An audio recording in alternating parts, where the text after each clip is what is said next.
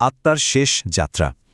এই অবসম্ভাবী সফরের জন্য আমরা নিজেদেরকে কিভাবে প্রস্তুত করতে পারি? আজকের আলোচনাটা এই খুবই গুরুত্বপূর্ণ বিষয় নিয়ে। আমরা ইসলামের দৃষ্টিকোণ থেকে মৃত্যুকে বোঝার চেষ্টা করব আর জানব এই যাত্রার জন্য ঠিক কি প্রস্তুতি নেওয়া দরকার। চলুন এই গভীর আলোচনাটা শুরু করা যাক। সুখভোগের বিনাশকারীকে মানে মৃত্যুকে বারবার স্মরণ করো। এই শক্তিশালী কথাটি দিয়েই আমাদের আলোচনা শুরু হচ্ছে।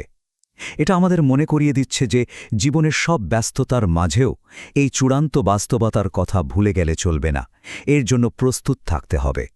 মৃত্যু এটা এমন এক সত্য যা নিয়ে কোনো সন্দেহের অবকাশ নেই। কোরআনে মৃত্যুকে বলা হয়েছে ইয়াকিন, অর্থাৎ এক নিশ্চিত বিষয়। আর এই সফরের প্রথম ধাপটাই হল সাকারাত আল মাউত, মৃত্যুর যন্ত্রণা বা বিভলতা। চলুন জেনে নিই এই ব্যাপারটা আসলে কি। সাকারাত আল মাউত বলতে বোঝায় মৃত্যুর তীব্র যন্ত্রণা বা এক ধরনের নেশাগ্রস্ত অবস্থা। এটা এতটাই কঠিন একটা মুহূর্ত যা প্রায় প্রত্যেককেই পার করতে হয়। তবে একজন বিশ্বাসীর জন্য এই কষ্টটা কিন্তু তার ছোটখাটো পাপগুলো মুছে ফেলার একটা মাধ্যম হতে পারে, কিন্তু অন্যদের জন্য এটা এক ভয়ঙ্কর অভিজ্ঞতার শুরু মাত্র। যেহেতু মৃত্যু আসবেই, তাহলে এর জন্য প্রস্তুতি নেওয়াটাও তো জরুরি, তাই না?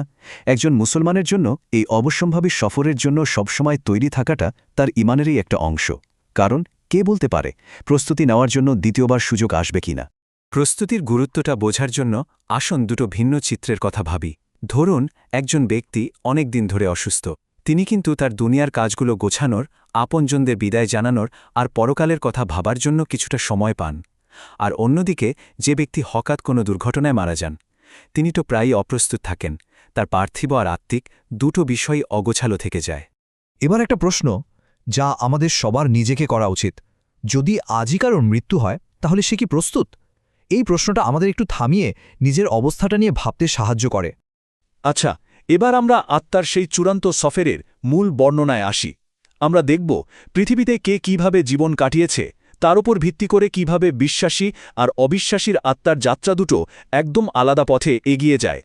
সফরের একেবারে শুরুতে বিশ্বাসী আত্মার কাছে আসেন সূর্যের মতো উজ্জ্বল চেহারার ফেরেশতারা। তাদের হাতে থাকে জান্নাতের কাফন আর সুগন্ধি। ঠিক এর উল্টোটা ঘটে অবিশ্বাসী আত্মার ক্ষেত্রে। তার কাছে আসে কালো ভয়ঙ্কর চেহারার ফেরেশতারা, যাদের হাতে থাকে জাহান্নামের একটা চট। এই প্রথম দৃশ্যটাই বলে দেয় যে সামনে কি হতে চলেছে।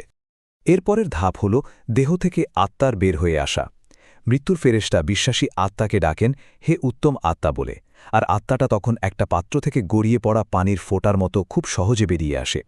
কিন্তু অবিশ্বাসী আত্মাকে বলা হয় হে অপবিত্র আত্মা, আর তাকে বের করা হয় এমনভাবে যেন ভেজা পশমের ভেতর থেকে কাঁটাওয়ালা শিক টেনে হিচড়ে বের করা হচ্ছে। ভাবা যায় কি প্রচণ্ড কষ্ট।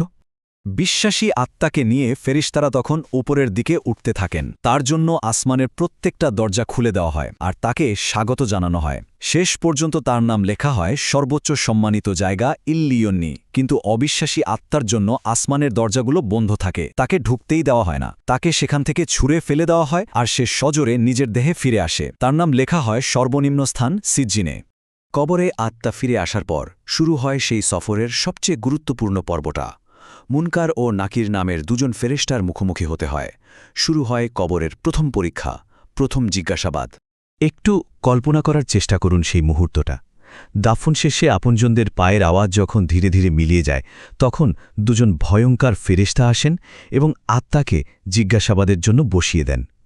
চারপাশে তখন শুধু নিস্তব্ধতা আর ভয়। সেখানে প্রত্যেক আত্মাকেই তিনটা মৌলিক প্রশ্ন করা হবে। প্রথমটা হল তোমার রব কে, দ্বিতীয়টা তোমার দিন কি, আর তৃতীয় প্রশ্নটা হল এই যে ব্যক্তি যাকে তোমাদের মাঝে পাঠানো হয়েছিল তিনি কে। যে আত্মা দুনিয়াতে ঈমানের সাথে জীবন কাটিয়েছে সে একদম দৃঢ়ভাবে উত্তর দেবে, আমার রব আল্লাহ, আমার দিন হল ইসলাম, আর তিনি হলেন আল্লাহর রসূল মুহাম্মদ সাল্লাল্লাহু আলাইহি ওয়াসাল্লাম। তার উত্তরে কোনো দ্বিধা থাকবে না।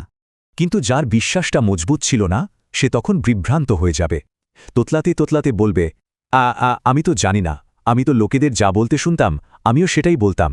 এই একটা উত্তরই তার পুরো জীবনের দ্বিধা আর অজ্ঞতাকে ফুটিয়ে তুলবে।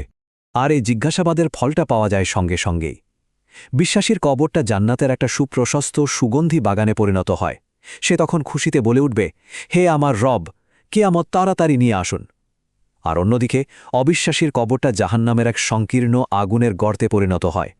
সে ভয়ে চিৎকার করে বলবে, হে আমার রব, কেয়ামত যেন না আসে।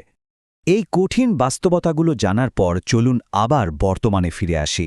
এখন কথা হলো একটা সুন্দর সমাপ্তির জন্য আর কবরের এই কঠিন পরীক্ষাগুলো পার করার জন্য আমরা এখন কি করতে পারি, আমাদের কি করা উচিত আর কি এড়িয়ে চলা উচিত। কিছু কাজ আছে যা কবরের শাস্তির কারণ হতে পারে, এগুলো আমাদের অবশ্যই এড়িয়ে চলতে হবে। যেমন শৌচকর্মের পর পবিত্র না থাকা, গুজব আর পরনিন্দা করা, মিথ্যা কথা ছড়ানো, কোরআন পড়া কিন্তু সে অনুযায়ী জীবন না চালানো, আর কোনো অত্যাচারিত মানুষকে দেখেও তাকে সাহায্য না করা। আবার এমন কিছু কাজও আছে যা কবরের আযাব থেকে বাঁচাতে পারে, যেমন কবরের আযাব থেকে বাঁচার জন্য নিয়মিত দোয়া করা, প্রতি রাতে ঘুমানোর আগে সূরা আল মুলক পড়া। মনে রাখতে হবে প্রত্যেকটা ভালো কাজই কিন্তু এক একটা রক্ষা কবচ। এছাড়া মুসলিম ভূখণ্ডের সীমানা পাহারা দেওয়া বা শহীদ হিসেবে মৃত্যুবরণ করাও কবরের আযাব থেকে মুক্তির কারণ। আমাদের নবী সাল্লাল্লাহু আলাইহি সাল্লামের একটা অসাধারণ উপদেশ আছে। তিনি বলেছেন, 5টা জিনিস চলে যাওয়ার আগে 5টা জিনিসের সদ্ব্যবহার করতে। বার্ধক্য আসার আগে যৌবনের, অসুস্থ হওয়ার আগে স্বাস্থ্যের, গরিব হওয়ার আগে সম্পদের, ব্যস্ত হওয়ার আগে অবসরের, আর মৃত্যু আসার আগে জীবনের। এই কথাটা আমাদের বর্তমান সময়ের মূল্যটা চোখে আঙুল দিয়ে দেখিয়ে দেয়। আমরা আলোচনাটা শেষ করছি কোরআনের এই গভীর প্রশ্নটি দিয়ে। প্রত্যেকেরই ভেবে দেখা উচিত সে আগামীকালের জন্য কি জমা রেখেছে। এই প্রশ্নটা আমাদের সবার জন্য। এটা আমাদের নিজেদের প্রস্তুতি নিয়ে গভীরভাবে ভাবতে আর এখনই সঠিক পদক্ষেপ নিতে উৎসাহ দেয়।